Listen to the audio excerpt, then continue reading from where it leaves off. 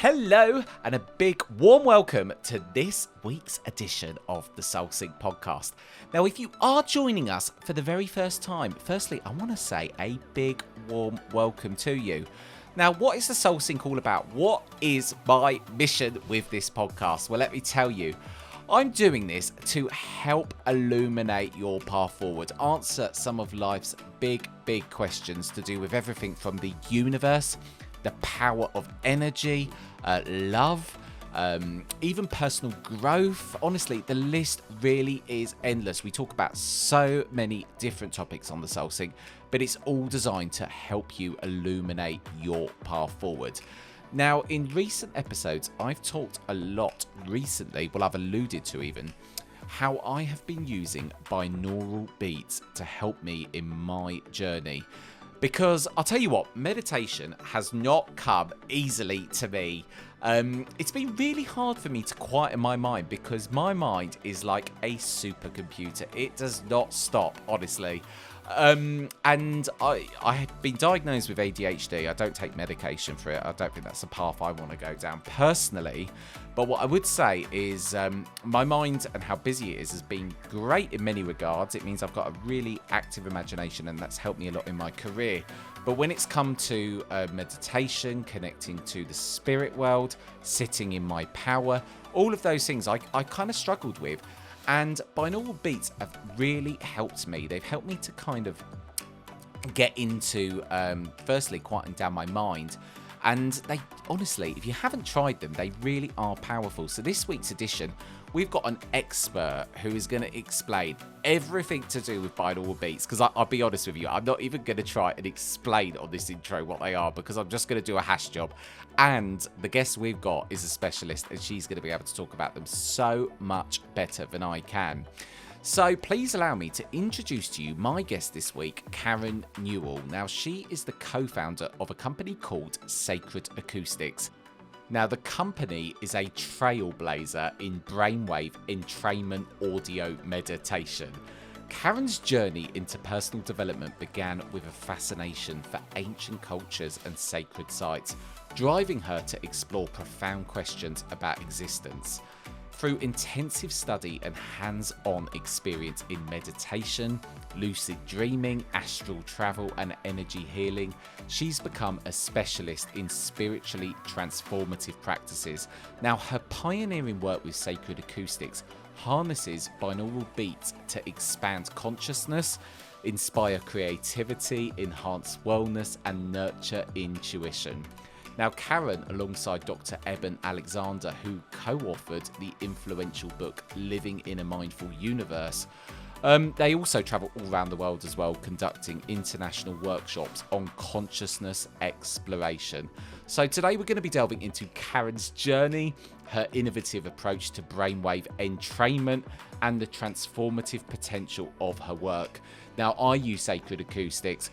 I believe on this show, and I've always said from the absolute get-go, that anything I mention on this show, I want to make sure is firstly going to be a good product. And I can assure you, when I talk about everything that Sacred Acoustics do, I really believe in the power of binaural beats. So I was really excited to have Karen on. But anyway, without further ado, let's get on with the episode. So, Karen, firstly, a massive warm welcome to the Soul Sync podcast. Well, thank you, Jason. I'm really looking forward to this conversation with you and your audience. Now, so am I. I'm going to say to the audience from the very get-go, there is a story behind why Karen is very kindly come onto the Soul Sync today. So the story was, and I will give it at the start because I think there is a bit of relevance to the story. So Karen founded and is the owner of a company called Sacred Acoustics. And about 6 months ago, a friend of mine mentioned Sacred Acoustics as being like the gold standard for meditation, binaural beat kind of soundtracks. And then I did, as I was saying to Karen before we pushed the record button, it was on one of my I must look into Jason post-it notes, which lives all along the bottom of my computer monitor. And then I had Eben Alexander on a few weeks ago. He just happened to mention that his other half is Karen of Sacred Acoustics, and I feel like it's one big synchronicity. So here you are today. So we'll go into Sacred Acoustics more later. But first of all, tell us about you, Karen, and your story, and let's go back in time from the beginning. Okay, well, from the beginning, I was a very curious child, like many of us are. And as I was looking for my answers, I looked to the traditional sources, school, parents, religious teachings, and all of that. I wanted to know, why are we here? What is our purpose? I never got any satisfactory answer that I said, oh, that's it, right? So obviously, this is a big question that many people have, but we don't have answers to. And so I was kind of struck by that we didn't have this knowledge that could just be explained to kids. And this kind of stuck with me. And when I learned about science and I learned about religion, two kind of seemingly opposing factions, wasn't satisfied with either kind of answer. I thought they were lacking. So as I grew up and became a young adult, this curiosity stayed with me. And of course, I went to college, got a job, got married, had a child, all of those things, but this stuck with me. And so later in life, I think it was the book Fingerprints of the Gods by Graham Hancock that turned me on to realizing that there were other people also really dissatisfied with the answers that traditional spirituality and religion and science tell us. And so Graham Hancock was talking about how the Great Pyramids weren't really built when Egyptologists said that they were. I was always fascinated with sacred sites. I knew that their existence was really kind of indicative that there was more to our planetary history than we were told. So all of these things were going through my head. And as I would do all of this reading, I would read different spiritual texts, all kinds of different things that I exposed myself to, theosophical readings, and so on. I learned that direct personal experience will give you the answers to these questions. And, Eastern gurus, when you ask them questions, they like to just answer with another question. And so I realized that the journey is about seeking answers to these questions, but you don't get to it only through reading. And so I began a system of trying all different kinds of techniques to really generate personal experience. And that started with, I learned how to do feng shui. I learned how to use a pendulum to read energy. I learned how to do Reiki. I learned remote viewing, all kinds of things. And in healing touch for animals, that was one of my favorites. But in all of these classes, the teachers would say, now we're going to meditate. And that's where I got stuck. Meditation was not easy for me. And people would, afterwards say, oh, I had this wonderful experience. And I'd be thinking, I just had nothing. And so I didn't understand what that was all about. And so when I tried to meditate, doing things like just following my breath and so on, it was very frustrating. I wasn't getting to samadhi. Why do you think that you wasn't? Like that. The Western person, we're used to following a set of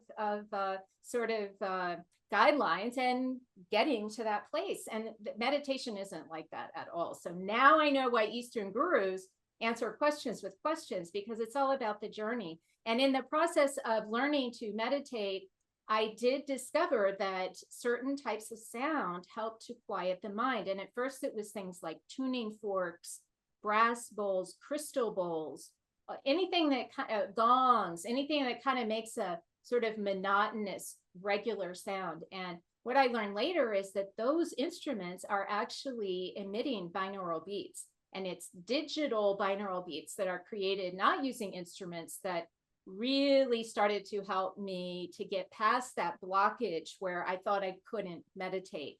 And once I was able to find that inner peace within, I really realized that the more I focused on my inner world, the more my outer world seemed to rearrange itself to match what I was doing inside. And so this was a wonderful discovery. I think that brings us from childhood sort of omnipresent. You did a very good job there, Karen. Why do you? Because meditation, firstly, for me, I find it so difficult to quiet my mind. I've got an ADHD brain, so my brain is like a supercomputer at the best of times. Why did you find it difficult back then? Well, I don't have the ADHD issue. I am very much able to focus, but when I'm focusing, like I was a project manager in a publishing field, so we were constantly having deadlines, and I was like, the buck stops here, that it'll all get done at this final step kind of person. And so I was used to maintaining focus, but when it came to maintaining focus just inside my mind, that was not simple because I wasn't doing something. And this was what was so frustrating, I think, really for a lot of us Western kind of thinkers. And so for me, I would just have lists of things going through my head of related to projects I was supposed to be organizing. It's like my brain never shut down from planning and anticipating what was going to come next. That was my nature. And so that's what made it so difficult for me. I could focus, but certainly not on quiet inside my mind, right? I was used to doing something. So you discovered it almost seems like kind of well, I was going to say by accident, but it was an accident, Karen, because you were literally trying every single thing imaginable, which had eventually led you to the binaural beats. Yeah, and it was about a 2.5 year period. I look back now, or actually at the time, I called it my spiritual boot camp because I was trying so many things, really trying to Mm, find the answer. And what I learned is there's no one technique that will work the same for everyone. It really is incumbent on us as individuals, because we're all unique, to find those techniques that work for us. And so for me, it was a combination of several things, but binaural beats was certainly very key to the foundation of it all. Simply speaking, to explain, because you're going to explain this far better than I, Karen, what are binaural beats?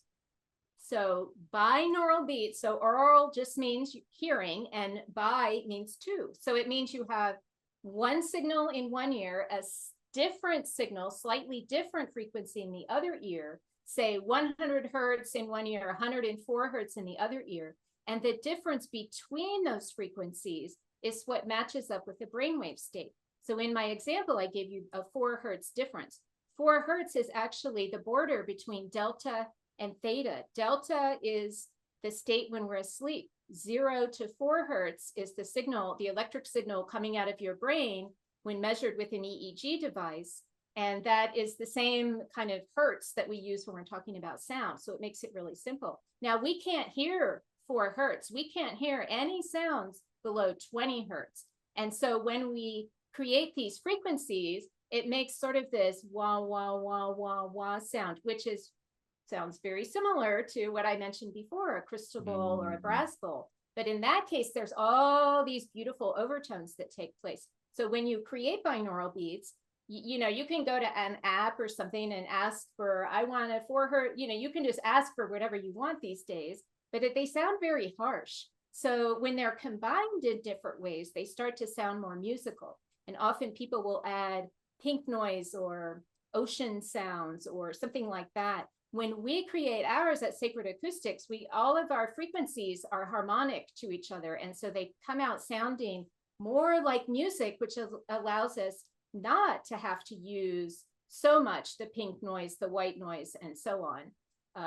But we combine them, you can hear a 4 hertz the same time you're hearing an 8 hertz. And it's sometimes those combinations that help your body stay relaxed, but your mind stay aware. And so that's what we're trying to do. Many people listen to binaural beats just to get a good night's sleep, but we're trying to maintain a state where your body is profoundly relaxed, but your mind is still aware. So that's the hypnagogic state, very similar to meditation, that we're trying to achieve with these different tones. And I must admit that I've been using your delta tone for quite some time. For a good, I put it on 10 minutes before bed. Then I know when the right time to take the headphones off is, because I'm literally falling asleep with them on. And I must admit, so I had a few years ago, about well, how many years ago was it now? About 4 years ago, I got psychosis. And after that, I never slept once through the night. I've always been someone since then where I wake up 4 or 5 times, not for long, but I would get broken night's sleep. And since I've been using that Delta track, I've slept straight through the night for the first time in a very, very long time, and had the most solid night's sleep as a result of playing that. So it's been pretty profound for me. And those tracks as well. So I want to go into this in much more detail, but those sort of free sample tracks during the pandemic, you decided to talk us through the story of this, because I think this is an Yeah. interesting story in Yeah, you're itself. talking about, we have some tracks that are just, that don't have combinations of frequencies, that are only one frequency, and they're called whole delta, the one you were just talking to, Yes. whole theta, and whole alpha. And during the pandemic, we made these recordings available at no cost. And that is because 1 month before the pandemic began in February of 2020, we had a pilot study done about a year and a half earlier, and it had just been published in February 2020 in the Journal of Nervous and Mental Disease. And what someone had done, Dr. Anna Yusum is a psychiatrist, a Yale-trained psychiatrist in New York City, and she had prescribed this set of recordings to her patients. Now, they're 3 brainwave state, but 9 different recordings, shorter ones, longer ones, some with guidance, some without guidance, very flexible. And she also gave them instructions on how to use them. And what she found was, after 2 weeks of listening, these patients reduced their anxiety by 26%. Now, the control group, these are her patients who only got their regular therapy but didn't listen to the recordings. They saw their anxiety reduced by just 7% during that time. So giving someone this activity to do at home really helped them. And it wasn't only anxiety. That's what she measured using a well-validated psychiatric research form, but she also found people were resolving, toxic relationships. They were getting better sleep. Like you said, they were performing better on their medical board tests and so on. And so lots of different benefits from this. And so that's why when the pandemic began, I thought, everyone was thinking, what can I do? What can I do to help? And that's what I did. I thought, everyone is suddenly anxious around the entire world. If we can only help reduce that anxiety, and many people were anxious because they had no money. They were losing their jobs, many people, and had to stay home and so on. And so we made it available. I reduced the price to just $19. It gets translated into whatever currency the country is, 19 US dollars. But there's also a free option. So anyone who doesn't have the finances, even $19, some foreign countries, $19 turns into quite a lot of funds. Yes. You can select the free option, and that will give you the MP3 version of the exact same recordings. And that is my gift to help reduce anxiety that, honestly, I still feel exists in this world, even as they say we're post-pandemic. The anxiety only seems to be increasing with all of the turmoil going on in our world. And so, earlier I talked about how focusing on my inner world, finding my inner peace, helped to sort of rearrange my outer world, the world around me. So I have to think that the more of us collectively who really take the time to do this, that we are not only helping ourselves, we're helping all of those people around us. And so that is what I hope will be the result of this gift to anyone who needs it. Well, if anyone wants to find out the details of these tracks, it will be in the show notes. I want to say as well, because we have this, and I think the US is the same, but when you go and see your, we call it general practitioner, GP here, you go and see your doctor. We have this issue in this country, I think, where we are trying to medicate our way out of a mental health problem by putting people on sertraline. Myself, I went to the GP when I was 23 years old. Told them I was having a bit of anxiety. Really, probably on reflection, Karen, it was usual 23-year-old life problems. And then I found myself on this drug. Do you think that, because I think I know the answer straight away, but I think holistic medicine and things like this, why is it not explored more? Do you think we're getting more in that direction where practitioners are starting to think rather than putting someone on a, an anxiety drug, this kind of treatment is going to start being more widely used?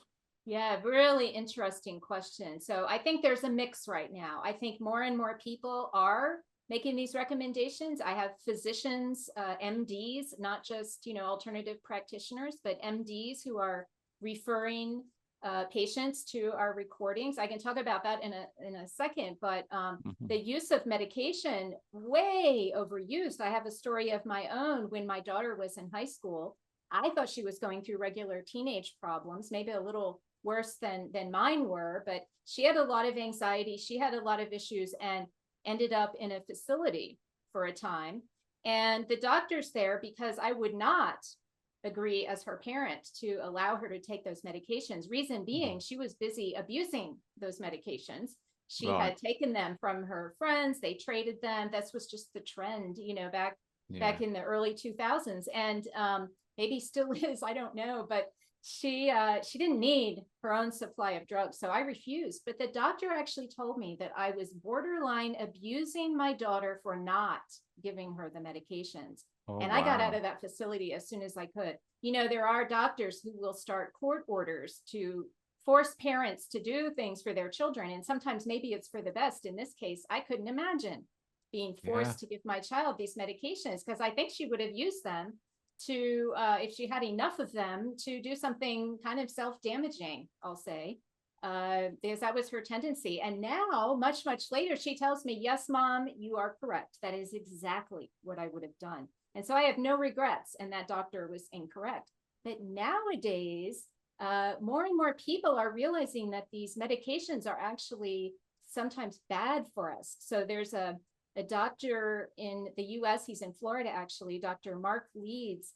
He helps people withdraw from, and I can't, gosh, benzoid, I don't know the right name for them, the benzoid, Benzodiazepines. yeah, those and others, opioids and all kinds of things. So they Mhm. have other drugs, especially for opioids, that they can give people to help with their withdrawal symptoms, but they can't give them anything, say if they're feeling a little anxious or they can't sleep or focus. And so he prescribes the recordings. So while they're trying to withdraw from these harmful medications, the recordings are actually helping them. And interestingly enough, the addiction doctor tells me that whole delta is his patient's favorite.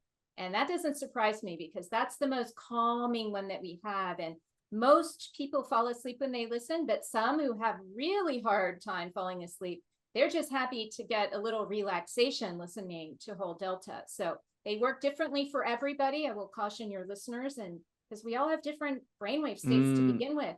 They're like fingerprints. I learned our brainwave states are so unique from one to the other that we can be identified by them as individuals. And so it's no wonder we all respond differently when listening to these mm. recordings. I think I don't want to go too much down this rabbit hole of medication, but I think that you only have to look at the drug companies and the way that we operate in the West by trying to treat the symptoms rather than that of the cause. I think a lot of the time, and when you look at Eastern medicine and Eastern philosophy, it's very, very different.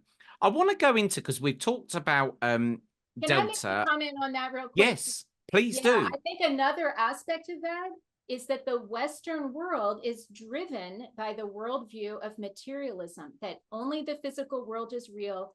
All of that spiritual stuff is an illusion, right? Our hopes, our dreams, love, all of that. They think it's just hormone reactions in the brain. And so, why wouldn't a medication just fix everything? So, it's that worldview that drives the attitude that a substance can fix whatever substance in our brain is causing the trouble. But that's not the answer. Many, many, many, many others have found that spiritual, mental, emotional aspects are what really affects our health. And I want to point out, when I say spiritual, all that means to me is that you have a sense of meaning, a sense of overriding purpose, and a sense of connection to something greater than yourself. It has nothing to do with any religion. I think that's a point very well made, actually, Karen. So thank you for that. So I want to go on to talk more about the binaural beats because I'm on my own journey with them. I'm at the very beginning of one of the tracks, Heart Presence. I reached out to Karen because I'm trying to develop my mediumship. And it's a journey that I've been, well, I'm not going to go over the story because I've said it a couple of times on this podcast, but I've been trying to develop my mediumship. But the big problem I've had is meditation. And I noticed on the Sacred Acoustics site, on the very beautiful app that you've got, that you had a bundle there that is designed to help you connect with other forms of consciousness. But it turns out that you've got bundles for lots of different things, Karen, which leads me on to sort of ask you, because a lot of what these binaural beats can do and what they've done for people, and like you said, everyone's experience is different, is talk to us about the kind of inner guidance. Some people can get inspiration, develop intuition. How is the binaural beats doing this, Karen? Well, the binaural beats are helping to relax your body, relax your mind, so that you can really identify that part of you that is not your thoughts, that is not your fears, that, all those things we're used to running through our minds. There's something else there. And the Eastern traditions who really brought meditation to the West, they talk about an inner observer or an inner witness, something else that's behind all of those thoughts. And you can think of that as your essence, as your soul, but that aspect of you that exists, whether your body is alive or not, the part of you that it's the non-physical part of you, we'll say, the part of you that as a medium, when you're connecting with another deceased person, that part of you can access that part of you while you're still in this body, but you have to get behind those racing thoughts. And that's the value of meditation, maintaining that singular focus. And so when I used to do this, my mind would wander and I would get really mad at myself. And I would say, oh, you don't know how to do this. You can't meditate. And all I was doing was I was just kind of negative self-talk. I was really, gosh, I can't find the word. I was really just confirming, yes. I know what you're saying, Karen. Yeah. And so so as I move forward, I realized I need to change how I think of this. And so every time I would think, oh, I can't meditate, I would tell myself, no, you can meditate. And listening to these recordings, very interestingly, really helped. And so what would happen at first is my mind would wander and I would get mad at myself, but then I would return my attention to my breath or whatever phrase I was repeating or whatnot. And every time I did that, I realized I was practicing the focus. So every time it happened, I turned that into a celebration instead of a failure. I thought, oh, I just noticed again, and I returned my attention. And so changing how we kind of manage our thinking during this process is really important. But then as I moved forward, I realized that I would sometimes get emotional. And again, I thought, oh, I'm doing this wrong. This is going to distract me. But then I realized every time I got emotional, I would end up during the experience identifying some trigger from the past or releasing something. I didn't necessarily have to know what it was, but I would feel better afterwards. And so then I began to realize that was part of the process, that the binaural beats helped to relax my body and then move my attention to whatever it is that soul or inner observer part of me wanted my attention to go. I hope that makes sense. And so in some cases, that was releasing these traumas. And it turned out these traumas were preventing me from accessing my intuition, from being able to move forward. And so going through this process involved really letting go a lot of these, I'll call them unprocessed emotions. And those unprocessed emotions, those were the things that once I got cleared out, that really helped to kind of rearrange my outer world, as I said earlier. And so those traumas, and sometimes they're really minor, sometimes they're really major. Some of us have had horrible abuse as children, so much that we've dissociated during that abuse. And in that case, you may need the assistance of a therapist, but most of us have traumas that, you know, we've really inflated in our own systems that seem so scary to even address, that, you know, every time I would start to feel myself cry, I would think, why are these binaural beats doing this to me? And then I realized, no, they're actually just calling attention to something already in my system, right? And so when people write to me and talk about this, their own process, some of them will find these emotional moments. And each of them, I just tell them, bravo, you've done it. You know, going through the dark night of the soul, touching those parts of you that you really don't want to touch, that's not fun. The other side is where you get your reward, but it's no wonder that we avoid this sort of thing. So some people, when they start to get emotional and I tell them what's going on, they're like, I'm not doing this anymore, because they're just not ready. But once they're ready, it can be for some a very useful tool.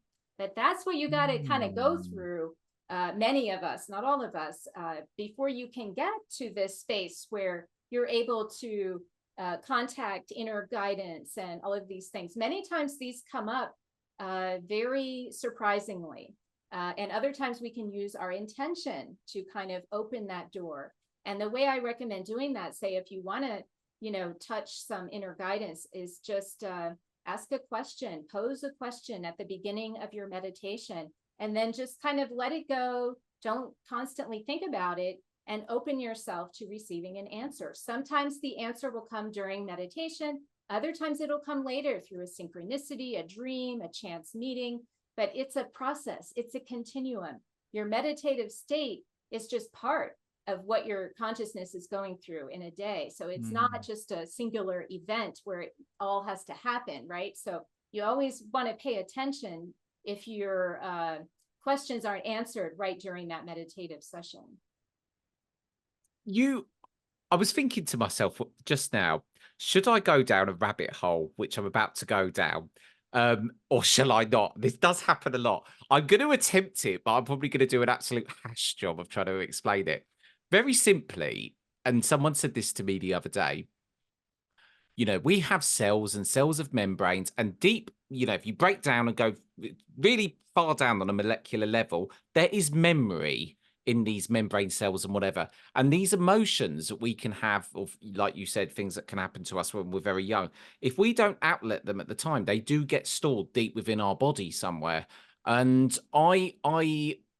because I was thinking to myself when I learnt that, am I going to have this experience where I feel that a lot of my trauma I've probably processed? I've had the dark night of the soul. I think I'm through that now.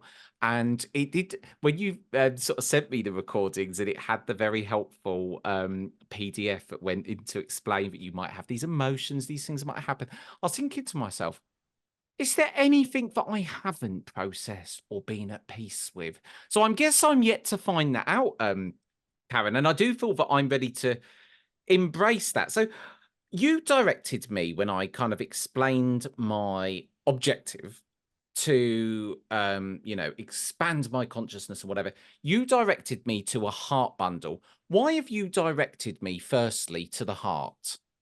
Because generally speaking, we, as you said, we created these bundles. Some of them are just standalone bundles related to different things like health or end of life or something like that. But this was meant to be sort of, I got so many questions from people. Where should I start? What should my process be? They didn't want to decide for themselves. And so I created what I thought would be a nice progression. So the whole mind bundle is the one I spoke about already. That helps really create a foundation, helps you learn how you respond to these recordings.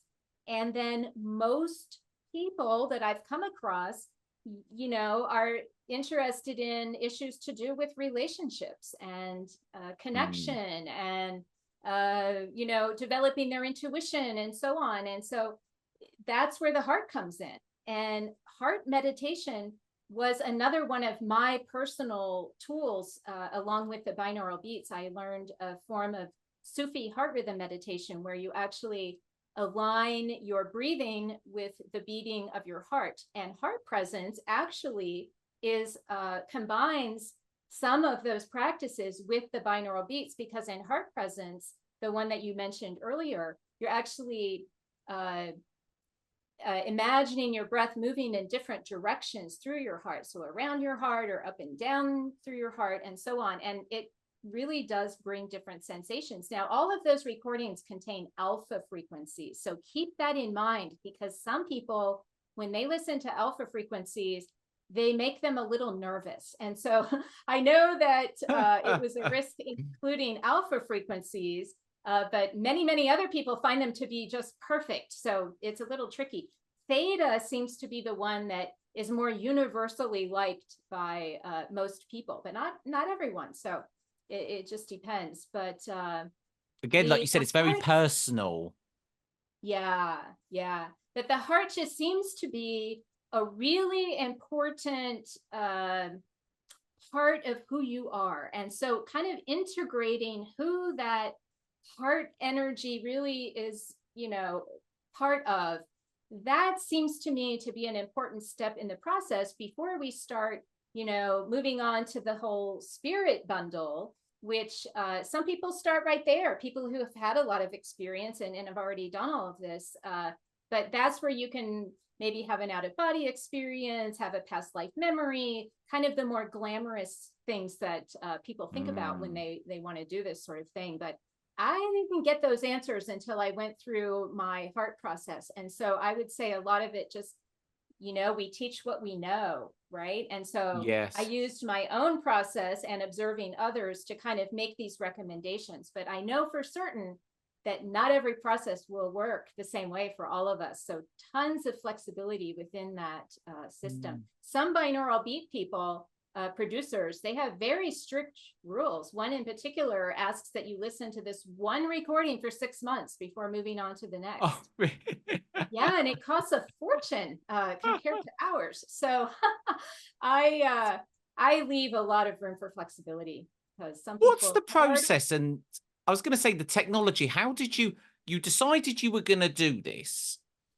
Where on earth did you start, Karen? How did you? What was the process of actually putting this together? Did you test it on a brain? Did you wire your husband up to see what was the process like of building this yeah. company? My story would have gotten very long at the beginning, but what happened was I was at a workshop exploring sound and using it to get into these expanded states. And I met someone named Kevin Kossi, and he is a mechanical and electrical engineer who lives in New York City. He is the co-founder of Sacred Acoustics. And it was he and I who started doing this on our own. We met back in 2010. And he told me that he wanted to make his own binaural beats. He was an engineer, and that's their nature. And I thought he was a nut because he wasn't a musician. We didn't know anything about audio. And I was like, you're crazy. But he found out that I had a huge library of all different binaural beats and different types of meditation music that I had acquired during my spiritual boot camp. And so he wanted to get his hands on those. And so I had been living in Baltimore at the time. That's about a 4-hour drive south of New York, but we didn't see each other much. We did all of this remotely. And so he would at first just take recordings I already had, and he would like copy and paste them to be longer or rearrange them just for our own kind of personal journeys. And so what we would do is we would listen at the same time and then get on the phone and tell each other about our experience. And over time, we started to have some common experiences. And that was really interesting. But after a time, we realized that copying other people's binaural beats would only get us so far. And so we sort of analyzed, he did most of it, but we would share a Skype screen back at the time and look at them together. And he learned how to find them, how they were made. He learned the formulas of many other binaural beat producers that we could reproduce their recordings if we wanted to, but we don't. We created all completely unique frequency formulas because we didn't want to copy what someone else had done. And in the process, Kevin figured out the way to, combine the frequencies harmonically, like I mentioned earlier. He also learned a way to incorporate monaural beats and adjusting the volume in each ear in all these kind of different ways. And so we call our binaural beats neural helix because of this unique way that we put them together. People need to realize that all binaural beat producers do it a little bit differently. And so listening to them really gives you an idea of what is going to be effective for you. I'm glad there's many producers, because I'm very pleased that your friend said we were the gold standard. But I do know that some people prefer other binaural beats to ours, and that's okay, right? Because we're all unique and we need all of these producers to meet all of our different needs. Yeah, I do you know what? Because you just said something there. When you and forgive me, I've forgotten the name of your Kevin Kossi. Kevin. When you and Kevin were having those similar experiences, I wonder now the company is obviously, is where it is today. Have you found that maybe like someone in, a completely different part of the world who's grown up with completely different culture, understanding, worldview, are you finding that people are reporting back to you similarities from different parts of the globe using these? Yes. We're Ah, all good. they're We're all having the same good. experiences. Yeah, I have Yeah, listeners all over Europe, Australia, mostly English speakers, right? Because we're English, but South Africa, we have people living in Asia who speak English. So lots of people. And yes, they're all having similar type, within the range of experiences. I don't think culturally there's a difference. There might be a matters. difference, say, in their ability to respond. Like people in India, they grow up just understanding what meditation is, and it's a part of their process. People in China, they grow up, or at least the older generation, I'm not sure about the younger, but the older generation with qigong, that movement exercise that they do, right? And so Yes, cultures who already have that kind of, Tibetan monks have listened yes. to our recordings, and Oh, what they have say, they? yeah, what they say is, oh my gosh, they think they're amazing because they help you get to those places much, much quicker than the 10,000 hours they're expected to practice to be an expert, right? We don't have that kind of time here in We the don't. West. And so I think of these binaural beats as training wheels.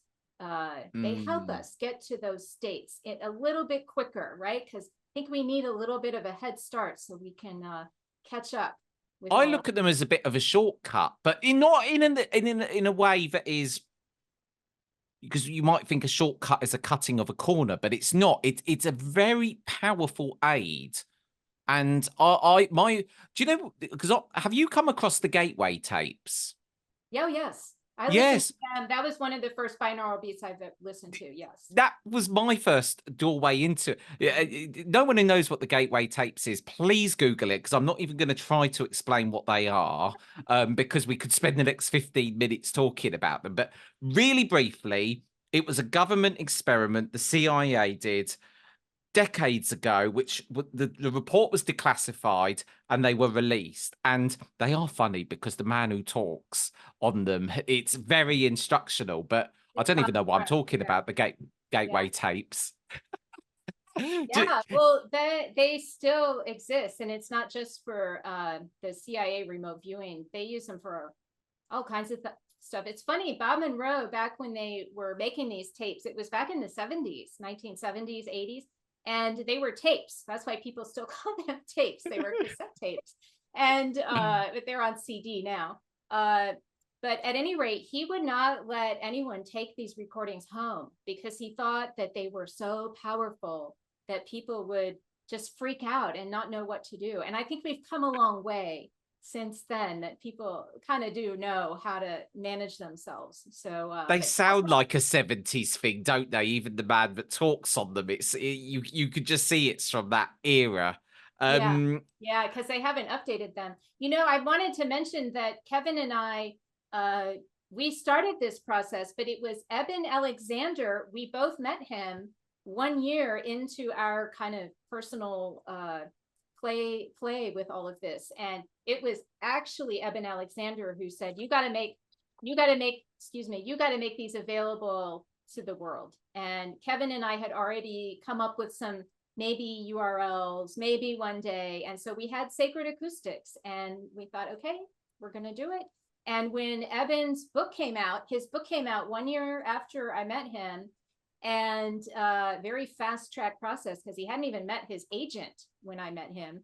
And when his book came out and he was on the Dr. Oz show, which is no longer airing, but he was on the Dr. Oz show, and Dr. Oz wanted to do a demo with the binaural beats, and he wanted to give his audience a sample. And so we gave them a sample of our stuff, and with a disclaimer that needed to be with it for you can't drive, you consult your doctor if you have history of seizures, things like that. And their legal team said, oh, we're not putting this on our website.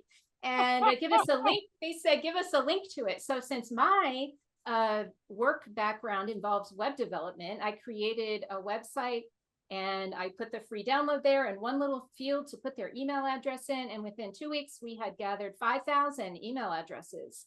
And wow. then we started making our recordings and then offering them to people. And I think it's a beautiful name, Sacred Acoustics, as well. I do too. We were really pleased that it came up, and no one was using that phrase naturally. So thank you. Yeah, no problem. I wanted to ask, kind of to sort of end the show back on you.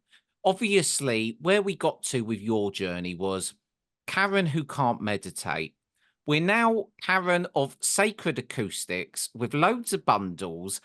What's your relationship like with the universe now and all things consciousness? What's your, where are you today, Karen, in your understanding of your quest for knowing, your curiosity, that Karen who was searching for answers?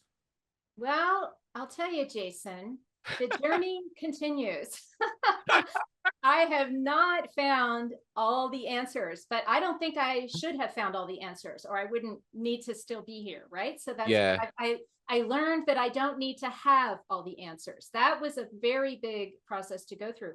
But I went through another aspect of a dark night of the soul during the pandemic. And when you, Jason, said that you thought you might be kind of finished processing all your stuff, that's what I thought too. Oh, oh no. Oh no. Yeah, I know. It's like peeling. I used to be told by spiritual teachers, it's like peeling a layer of an onion. And boy, there was another layer there. And so I can't be certain that there's not another one.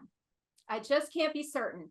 And yet I feel very content, as I said, as the more I kind of focused on clearing my traumas, finding that inner peace, feeling my connection to something greater, feeling my heart energy when I'm out in the world, when I connect with nature, when I connect with other people. I have this very, very extreme awareness of how that connection is working. And that's a very beautiful thing that I never, ever, ever want to take for granted, that I didn't have before.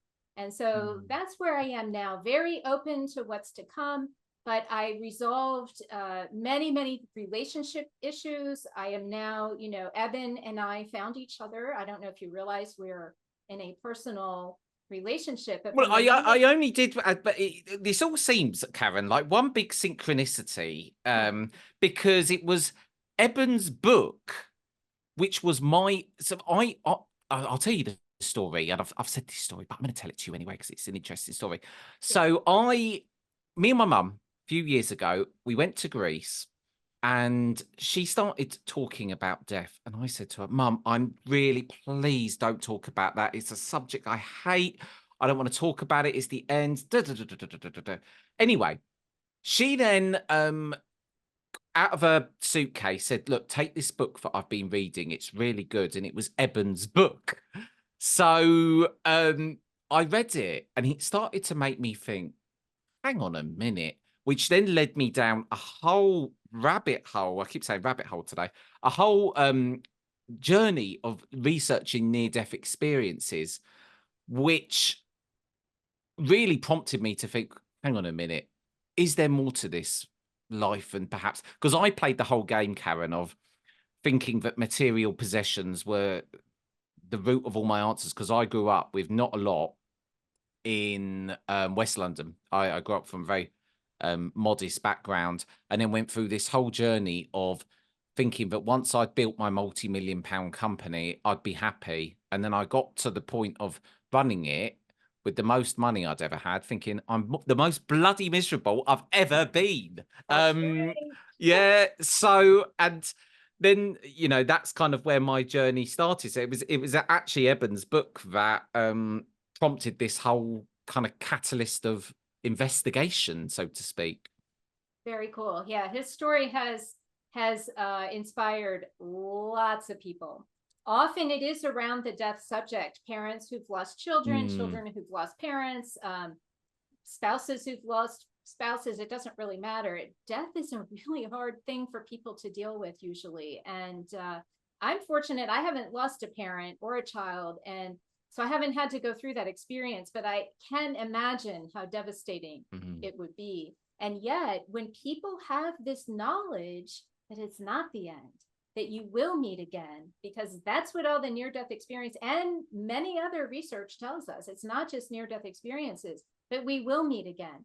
Yeah. While we're here and we're not in the physical presence of those loved ones, boy, is that challenging. But those who have this understanding, they get through the grief in such a smoother fashion, and they still miss their loved ones, but they understand they're not really gone. So the near-death Mm. experience literature often will be encountered by those who are struggling with the death of a loved one. But other things too, like you said, miracle healings are another one. People, you know, because Evan came out of his coma suddenly healed. How could that be?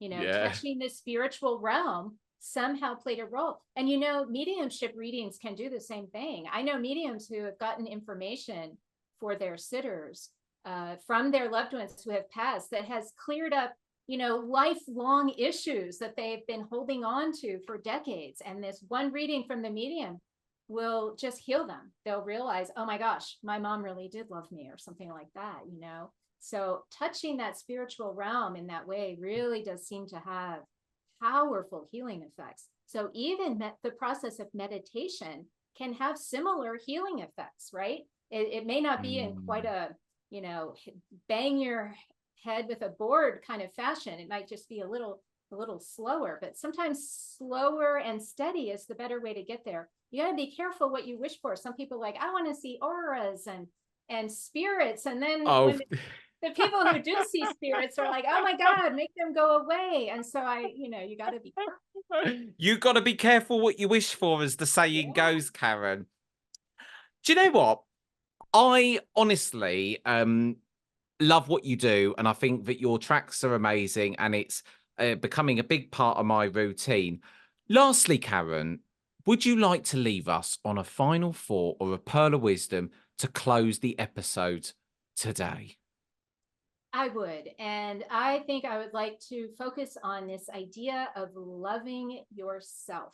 And, you know, when you asked about the heart tapes, this is like a foundational, well, mine aren't tapes, the heart recordings, I'll say. Uh, um, this is something that really every human on the planet needs to understand. It's our birthright to know this love that we came from. You brought up near death experiences that people talk about when their awareness goes to the other realm, that they feel this amazing sense of love. That's our birthright. That's where we come from. We come here and we forget all that, and we think, oh, I'm just nothing, and that person's more important than me, and I don't really deserve to Mm, be loved. All of those things we do, we're all familiar with this.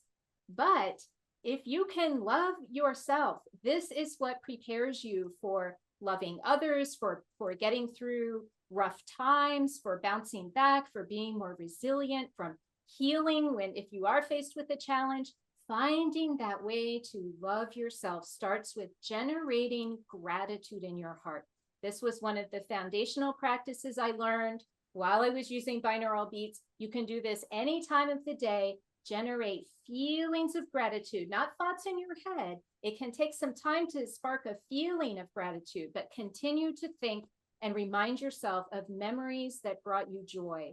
And one day you will feel that spark of gratitude in your heart. And that is the beginning of finding that love from within. And anyone who takes time to do this, please accept my gratitude, because I know that as you're helping yourself, you're helping others around you, including me. And so thank you so much for taking the time to do this. Thank you, Jason, for inviting me to share all of this with your listeners. I love hearing about your journey too. Oh, Karen, it's been a delight. Thank you for coming onto the Soul Sync. You're welcome. Thank you for inviting me. And I'm looking forward to hearing how your journey progresses with using Sacred Acoustics recordings and how you might progress in your mediumship abilities. I'm going to be telling you. I'm definitely going to be telling you, because your tracks are a big part of it. It solved my meditation issue, Karen. Awesome. Very good. And now it means you have something to discover. Indeed. Thank you so much. You're welcome.